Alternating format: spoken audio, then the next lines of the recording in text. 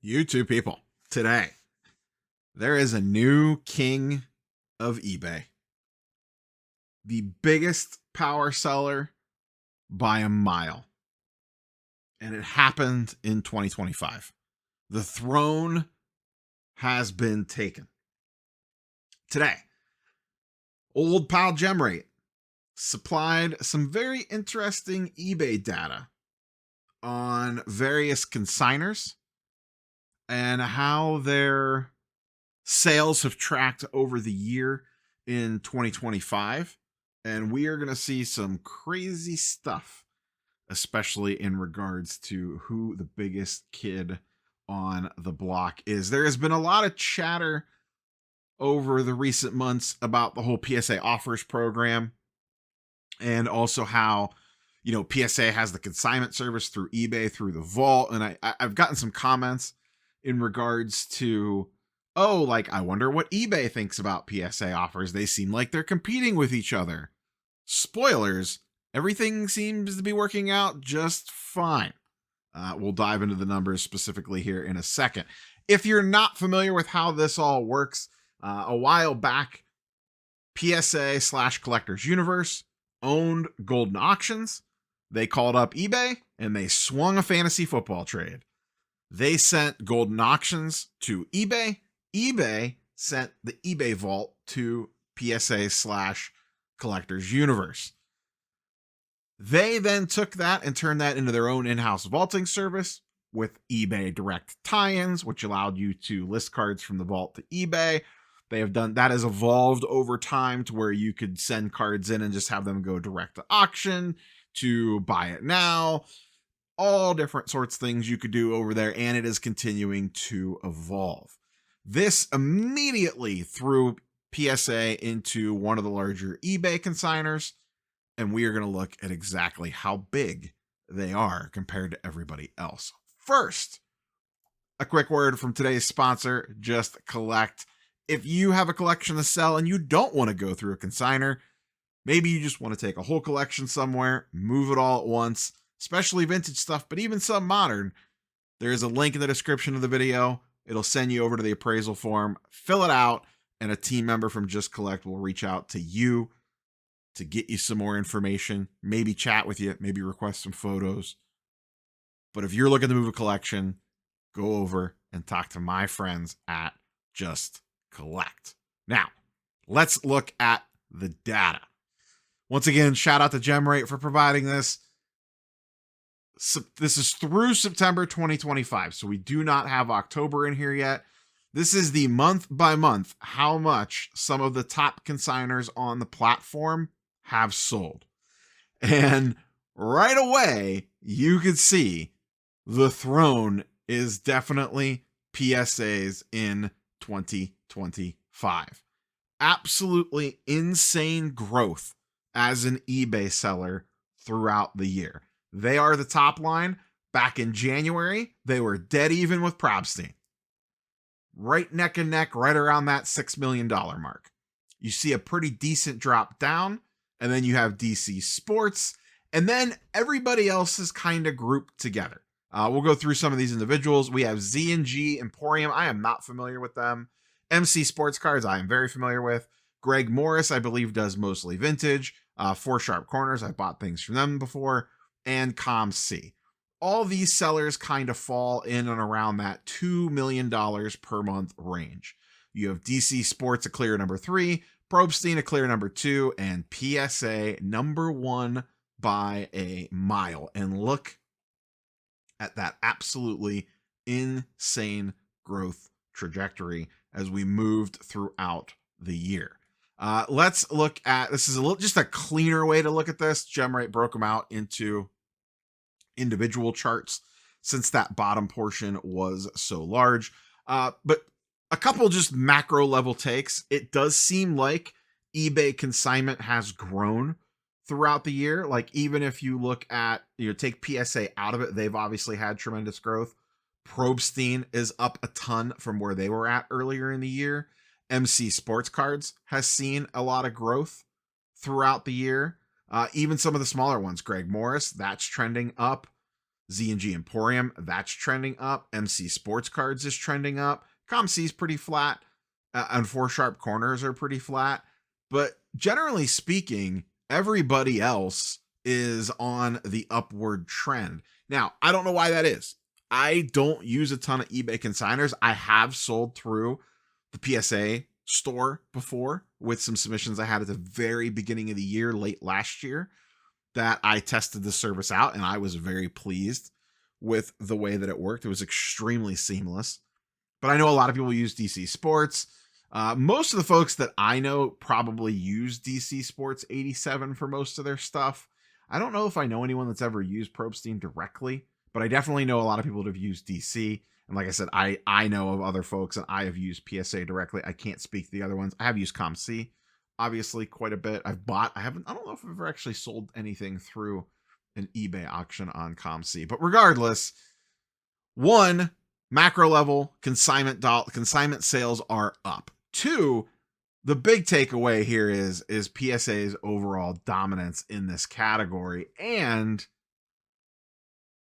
the PSA offers platform, which has been going for a while, it has ramped up recently, has not slowed this down at all. At all. If anything, the PSA business has done fantastic, regardless of what the PSA offer system has looked like. Because like I said at the top, a lot of folks were kind of thinking, oh, is the PSA offers gonna suck a lot of the cards away before that inventory even hits eBay? And that does not seem to be the case. Now, what is potentially happening, because remember, a lot of these cards, not necessarily all of them, but a bulk of these cards are coming from submissions. So between PSA offers and PSA consignment services on eBay, a lot of these cards are now going through that sales platform when, let's just rewind 2 years ago, if you sent cards in the PSA, they were all getting shipped back to you and you had to deal with them yourself. So this growing number from the PSA monster is doing a couple of things. One, it's probably taking business away from some of these other consigners. It has to be. Because I know folks that would get stacks of cards back from PSA, and then they would send them to DC Sports 87 to have them sell them. And now there's no need to do that. You could just do it yourself right through the PSA platform. The other thing that this has to be doing is taking, and this is something I've talked about over the last year or so, taking inventory out of show circulation. Because I know myself in years past, you would get a PSA order back, you'd cherry pick out the few cards you wanted to keep, and then the rest, in a lot of cases, if I didn't sell them myself on eBay, I would take them to a show, take them to one of my dealer friends, and be like, hey, I know you're usually interested in this sort of stuff, so here's this pile for you, and I know you're usually interested in this sort of stuff, and here's this pile for you. And now, in a lot of cases, I'm just accepting a PSA offer, and if I'm not, I could just send it to auction directly through PSA and not even have to deal with it. And the payout system is extremely easy. It just uses Stripe. It hits your bank account within like 24 to 48 hours. In my experiences anyways. Like I said, I haven't used it in about 8 or 9 months. But earlier this year when I did, smooth could not be a smoother, easier process.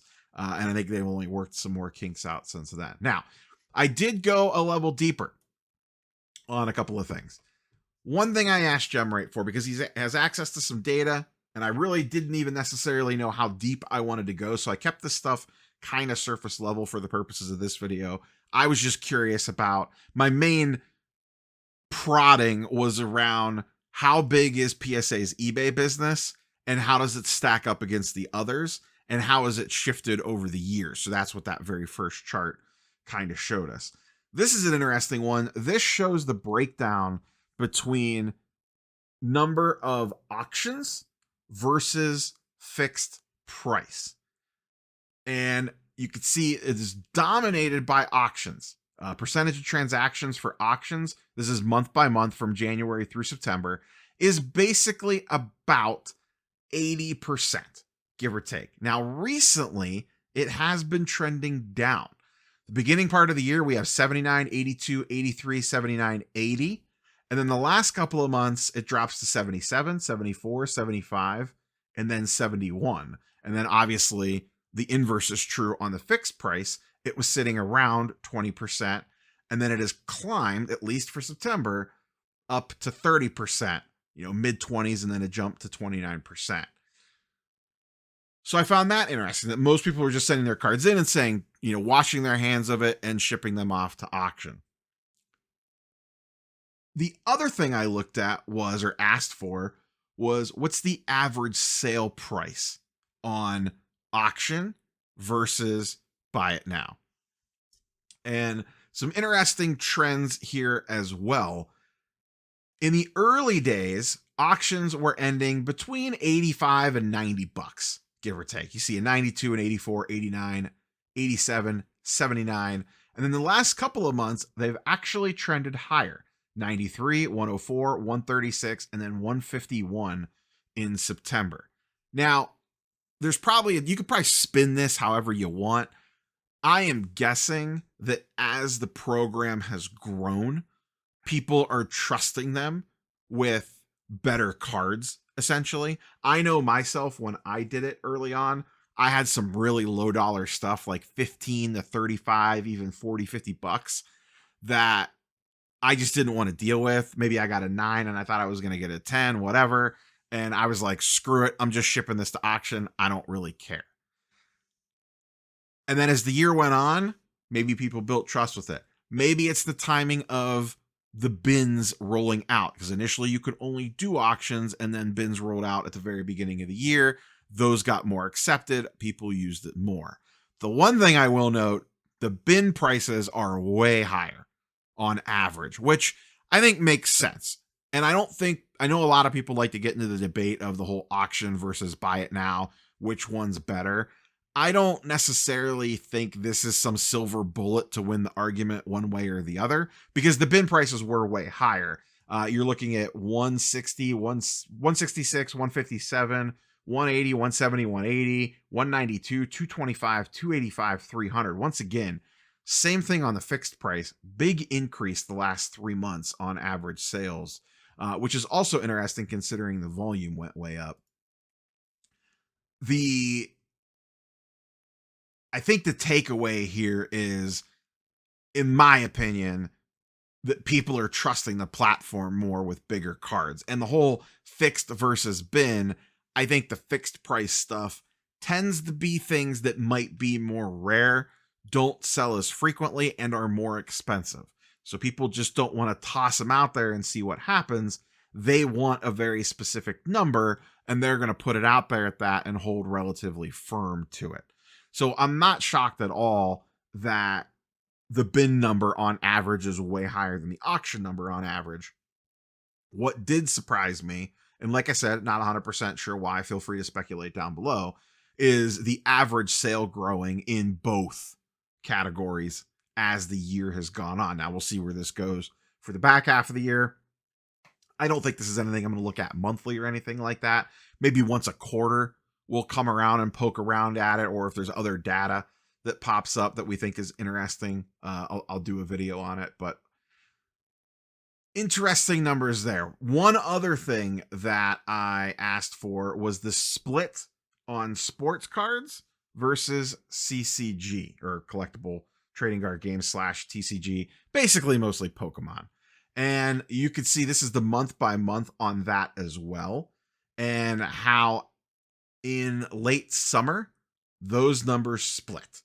They were basically, sports started out ahead, then they were essentially dead even for most of the year, and now the TCG has surpassed sports by a pretty wide margin. Sports in the last month came in just under 7 million. TCG came in just over 10.2. And then non-sports, you could see down here, has basically stayed the same. Not much change in that at all. Right about 250,000-ish. It looks like it's trended up maybe ever so slightly since then, but not a major factor compared to the other two categories, which are in the millions. So big golf there on TCG versus sports card singles. And that also did not surprise me. Keep in mind, the stuff that is coming to market through the PSA eBay outlet, assuming, and not all of it would be, some of this stuff could be cards that have been sitting in someone's vault and now all of a sudden they decide to list them. I would speculate, and there's no way to know this, but my guess would be a bulk of probably 80-90% of the cards going through, especially the auction side of things, that channel, are recent submissions. And recent submissions, you got to remember, the stuff hitting eBay today is stuff that was probably submitted 60, 90, 120 days ago. So you're reaching back. The things selling on eBay today were probably submitted 3 to 4 months ago. And keep in mind, this does not include any GameStop stuff. And GameStop is sending them a large portion of TCG. This would just be individual submitters, not even bulk submitters, because a bulk submitter is not going to sell your cards through this. This is individual submissions, so keep that in mind as well.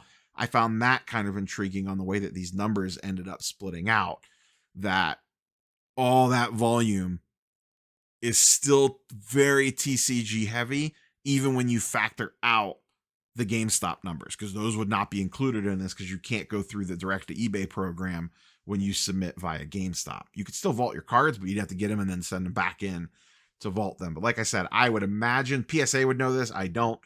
I would have to imagine a bulk of those sales are coming from new submissions. So I guess my first question is anyone surprised by this? Is anyone shocked that PSA is that big of a seller? I know M&T Trading on Twitter has done some macro level looks at this sort of stuff, but I don't know that we've ever had this level of detail comparing the month by month sales numbers and having them all laid out there with the top, I think, what is that, 8 there of eBay consigners, and then kind of the mix of what they're selling and what they're or the categories that they are selling in and where that's driving from. Now, I didn't get a breakdown of all the various sellers for that. I just strictly stuck at PSA since they were the biggest, like the split between TCG and sports and the auction versus fixed price. I did not get that information for the other consigners, just the PSA store. So there is a new king in town. PSA dominates the grading space. You could see over the last year, they have begun to infest the secondary market space, both through PSA offers, the vault, and their eBay store. And it just gives them a whole nother level of, one, monetizing grading a card, because they're going to get the fee when they grade it. Maybe they get an upcharge fee. Uh-oh, hot button. And then they're also going to get a very small percentage of the sale when the card is sold. And queue up all the conflicts of interest comments that have probably already happened in the comment section down below. Now, one thing I will note, because I do see that sometimes when they're like, oh, the grader's going to bump it higher because they know that it's going to eBay so they can make a higher percentage on the sale. The problem with that thought process is the grader doesn't know that it's going to eBay. They don't know what you're doing with the card because you make that decision after you see the grades. So the grader, the person assigning the grades to your card, has no idea where that card is going because you make that decision once your grades pop. You have a countdown clock now that allows you to say, I want to send these ones home, I want to vault these ones, and I want to send these ones directly to eBay to sell. So they have no idea. And even if they did, one, I don't even think they have access to that information, even if it was available. Two, that decision hasn't even been made yet in a lot of cases for a lot of folks, because a lot of people wait for the grade reveal to decide where it's going to go. And then there's the whole, they're going to grade my card lower so then someone could go buy it, crack it, send it back in again, and get a 10. I get that sounds like a really good conspiracy theory, but just walk that through a little bit. All the things that would have to happen to actually have that be a thing. You'd have to have someone purposely grading the card low. You would have to feeds someone else the cert number for that particular card. That person would have to buy it. They would have to get it in hand. Then they would have to resubmit it to PSA and hope that it grades the grade that the original grader thought that it really was. That just seems like seems like an awful lot of steps for something like that to happen. And I'm probably not even thinking of a couple of other things that could go wrong in that situation. But folks don't care because they love a good tinfoil hat. And who am I to complain? It's great for engagement. So feel free to fire off all your tinfoil hat theories in the comment section down below. I probably won't buy most of them, but feel free to fire them off. That is all I have for you boys and girls today. Curious for your thoughts and comments, and curious, is there any other little data points or information that you would like to have seen in something like this? If I do it again in a few months, I will work that in potentially if the request seems pretty good. Once again, shout out to Gem Rate. Catch boys and girls on the next one. Peace.